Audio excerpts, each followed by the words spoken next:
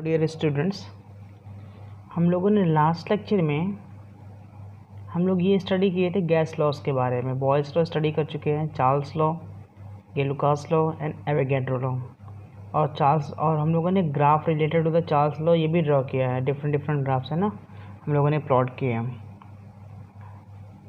अब यहाँ पे कुछ एक हम लोग स्टडी करेंगे आइडियल गैस इक्वेशन के बारे में।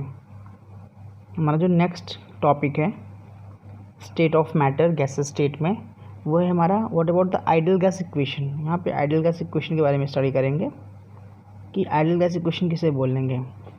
तो पहला चीज़ तो आइडियल गैस लिखा हुआ है, तो आप किस गैस को आइडियल गैस बोलेंगे, है ना। तो अगर कोई ऐसा गैस है जो Boyle's law, Charles law, Avogadro law, इन लॉज को स्ट्रिक्टली अगर फॉलो कर रहा है तो उसे क्या बोलना है, ideal gas. Means gases which follow what, which follow, जो किसे फॉलो कर रहे हैं, which follows Boyle's law, Charles law and Avogadro law. अगर जो इन लॉ को फॉलो कर रहे हैं उन्हें हम लोग क्या बोलेंगे, उन्हें हम लोग आइडियल गैस बोलेंगे। क्या बोलेंगे, आइडियल गैस बोलेंगे।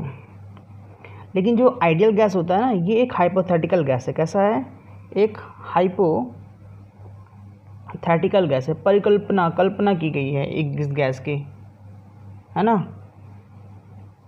तो इस गैस में होता क्या है, जो आइडियल गैस होते हैं, ये एज्यूम किया गया है कि जो गैस के पार्टिकल्स हैं, जो गैस के मॉलिक्यूल्स हैं, उनके बीच में इंटरमॉलिक्यूलर फोर्स ऑफ अट्रैक्शन नहीं प्रेजेंट है। आइडियल गैस एक हाइपोथेटिकल गैस है जिसमें क्या एज्यूम किया गया है, क्या किया गया है कि there is no what intermolecular force of attraction, मतलब गैस के पार्टिकल्स के बीच में फोर्स ऑफ अट्रैक्शन नहीं लग रहा है। Assumed that there is no what, there is no intermolecular force of attraction between gas particle, जो गैस पार्टिकल्स हैं उनके बीच में इंटरमॉलिक्यूलर फोर्स ऑफ अट्रैक्शन नहीं लग रहा है। ये एज्यूम किया गया है आइडियल गैस के कंडीशंस में। और आइडियल गैस कौन सी गैसेस होंगी, जो Boyle's law, Charles law, Avogadro law को फॉलो करेंगे। आ रहा समझ में। जबकि जो रियल गैसेस होती हैं वो ये जो कंडीशंस हैं, boils law, Charles law, Avogadro law, तभी फॉलो करती हैं जब कंडीशन क्या रखा जाएगा कि उस रियल गैस में भी क्या है, फोर्स ऑफ अट्रैक्शन क्या हो जाएगा, नेजिबल हो जाएगा, है ना। तो इनका डेविएशन क्या है वो हम लोग आगे पढ़ेंगे। अभी हमारा सीधे फोकस किस पे, आइडियल गैस इक्वेशन पे है। तो यहाँ पे क्या जाने, आइडियल गैस किसे बोलेंगे, जो इन लॉज को फॉलो कर रहे हैं। और आइडियल गैस एक हाइपोथेटिकल गैस है, इसमें क्या एज्यूम किया गया है कि कोई भी फोर्स ऑफ अट्रैक्शन नहीं है किसके बीच में, गैस पार्टिकल्स के बीच में। चलिए अब देखिए आइडियल गैस इक्वेशन क्या है। आइडियल गैस इक्वेशन आपने, हम लोगों ने पढ़ा है बॉयल्स लॉ। क्या पढ़े हैं हम लोग बॉयल्स लॉ पढ़े हैं। अकॉर्डिंग टू बॉयल्स लॉ हम लोग क्या लिख सकते हैं, we can write that volume of a at constant temperature, volume of a given mass of a gas is inversely proportional to the pressure. ये अकॉर्डिंग टू बॉयल्स लॉ लिख सकते हैं।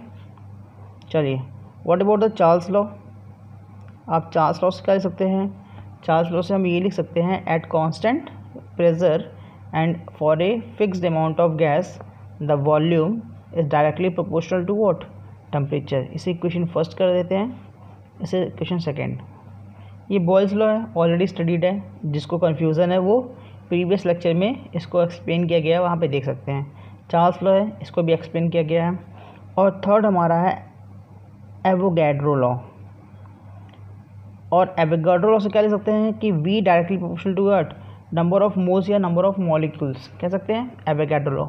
इक्वेशन नंबर थर्ड, ये देखिए first and second and third, इसमें क्या relation लिख सकते हैं, from first, second and third we can write, हम लोग क्या लिख सकते हैं, हम लोग ये लिख सकते हैं। देखिए यहाँ पे सब में वॉल्यूम है, volume is inversely proportional to 1/P, सही है, directly proportional to T and directly proportional to N। ये रिलेशनशिप बनेगा, V directly proportional to T/N/P। अगर इस प्रोपोर्शनलिटी को हटाएंगे, एक कांस्टेंट पुट करेंगे तो v is equal to suppose एक कांस्टेंट हम लोगों ने k पुट किया है, K T N by P, इसको क्रॉस मल्टीप्लाई करें p को इधर, तो आएगा क्या, P V is equal to N को पहले लिख दिए, फिर k और फिर t, एक इक्वेशन बना क्या, P V is equal to N K T बना।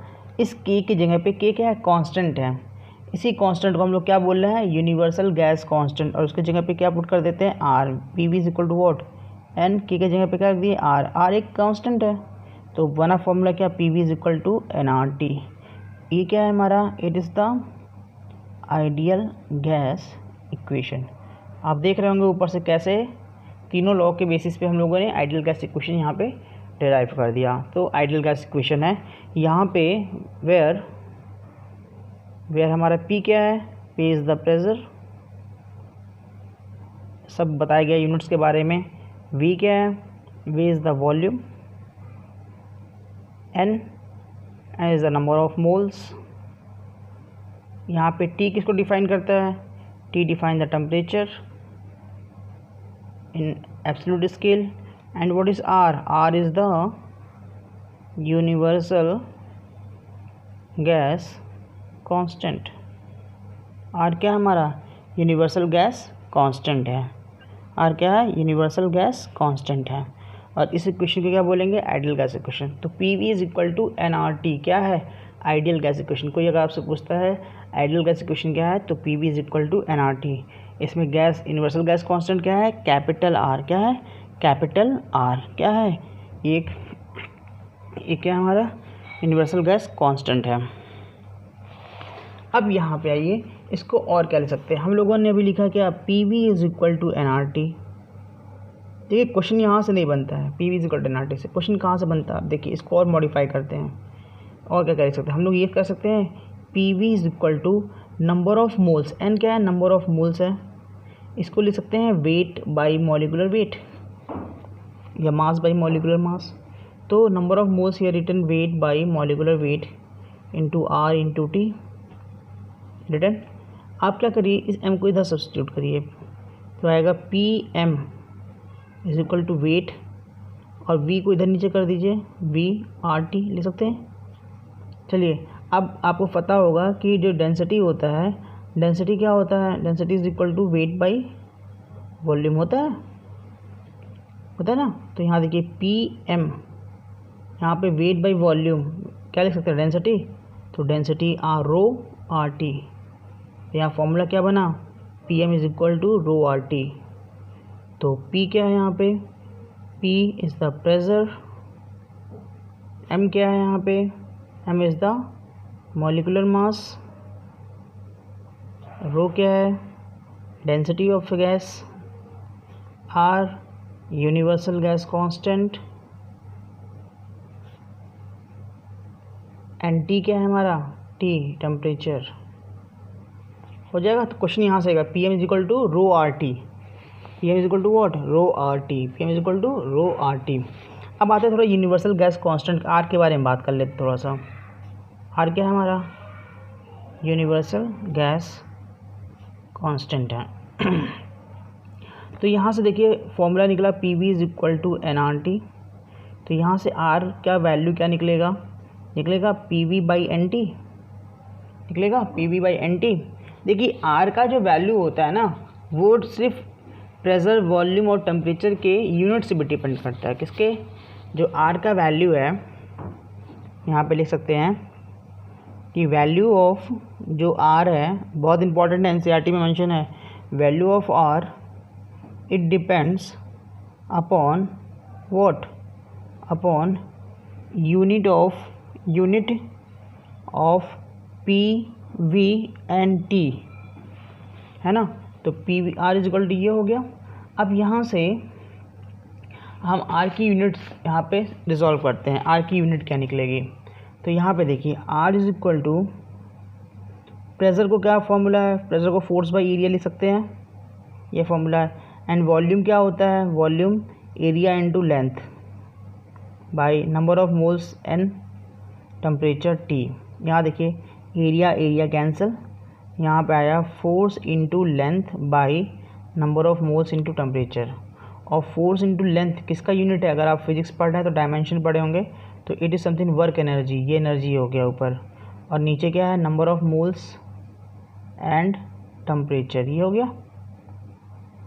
तो आर का यूनिट क्या होगा? एनर्जी मोल टेम्परेचर। अब एनर्जी क्या हुआ? जूल कैलोरी, किसी में एक्सप्रेस करिए।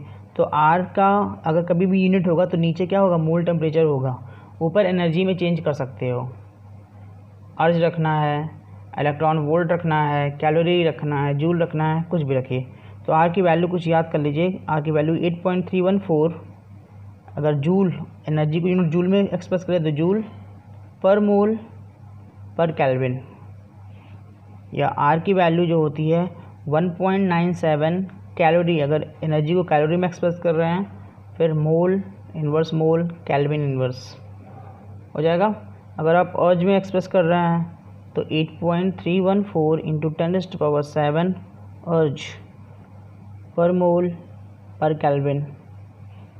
अगर आप इलेक्ट्रॉन वोल्ट में एक्सप्रेस कर रहे हैं तो 5.189 इंटू 10⁻19 इलेक्ट्रॉन वोल्ट पर मोल पर केल्विन। अगर आप एटमॉस्फेयर लीटर में एक्सप्रेस कर रहे हैं तो 0.0821 एटमॉस्फेयर लीटर पर मोल पर केल्विन। तो ये आपका डिफरेंट यूनिट्स हो गया। क्या हो गया? डिफरेंट यूनिट्स हो गया। अब यहाँ पे देखिए, ये जो हमारा आइडियल गैस इक्वेशन है, कौन सा? PV = nRT है ना, आइडियल गैस इक्वेशन। इसी को हम लोग एक नाम से और जानते हैं, क्या? It is also called the equation of state, क्योंकि किसी भी स्टेट को ये पूरे टर्म्स डिफाइन करते हैं, प्रेशर, वॉल्यूम, टेम्परेचर, किसी भी स्टेट को, गैस के किसी भी स्टेट को ये डिफाइन कर जाते हैं ना, क्या वहाँ प्रेशर है, क्या टेम्परेचर है, क्या वॉल्यूम है। तो इसी इक्वेशन को हम लोग क्या बोलते हैं? इक्वेशन ऑफ द स्टेट भी कहते हैं। क्या कहते हैं? इक्वेशन ऑफ द स्टेट भी कहते हैं। एक चीज़ यहाँ पे और जान लेते हैं, एक और लॉ आता है कंबाइंड गैस लॉ। क्या आता है? Combined gas law. इसको भी देख लेते हैं, कंबाइंड गैस लॉ क्या है ना। तो हमको पता है PV = क्या होता है? nRT। यहाँ से R क्या है? कांस्टेंट। इफ़ R क्या है? कांस्टेंट है, और अगर हम लोग N को भी कांस्टेंट कर दें तो उस कंडीशन में फॉर्मूला क्या बनेगा? कुछ ऐसा बनेगा, NR = PV/T बनेगा, is equal to constant. Means अगर mass of the gas constant रखें, R तो कांस्टेंट है ही, तो PV/T कांस्टेंट हो गया। तो इस कंडीशन में क्या बनेगा? ये लिख सकते हैं, P1 फॉर डिफरेंट कंडीशन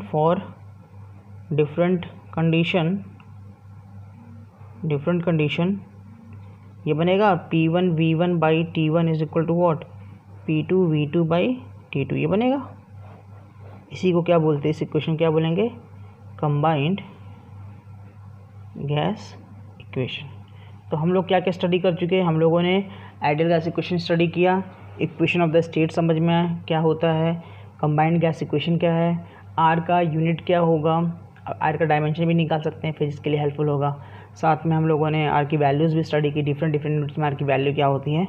ठीक है, तो ये आपका आइडियल गैस इक्वेशन हो गया। यहाँ पे हम लोग कंप्लीट किए। और आइडियल गैस किसी गैस को बोलते हैं जिसमें इंटरमोलिकुलर फोर्स ऑफ अट्रैक्शन क्या होता है? नेजिबल होता है।